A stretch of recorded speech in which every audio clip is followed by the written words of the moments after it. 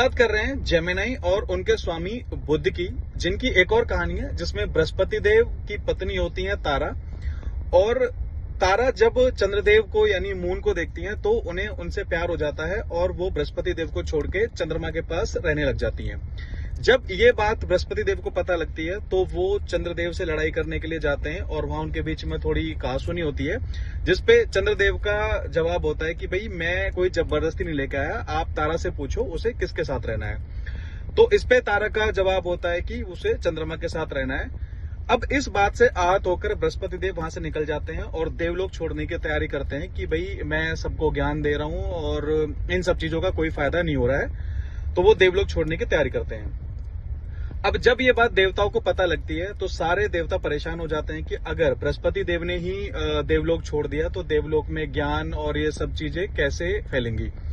तो सारे देवता चंद्रदेव के पास जाते हैं और उन्हें समझाते हैं और किसी भी तरह वो तारा को मना लेते हैं और तारा वापस बृहस्पति देव के पास आ जाती है। जब तारा बृहस्पति देव के पास आती हैं तो पता लगता है कि तारा प्रेग्नेंट है और बृहस्पति देव उनसे पूछते हैं कि इस बच्चे का बाप कौन है, जिसपे तारा का कोई जवाब नहीं आता है।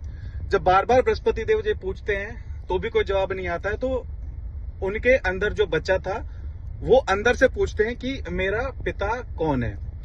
इसके बाद जब ये बात बृहस्पति देव को पता लगती है तो वो गुस्से में आके श्राप देते हैं उस बच्चे को कि ये जो बच्चा पैदा होगा ये नपुंसक होगा, ना नर होगा ना नारी, नपुंसक पैदा होगा।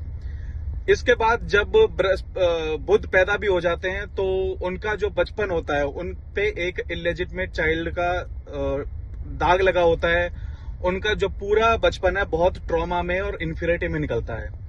तो जिस किसी के भी चार्ट में बुध खराब है उनका बचपन 3 से 12 साल की उम्र खराब जाएगा।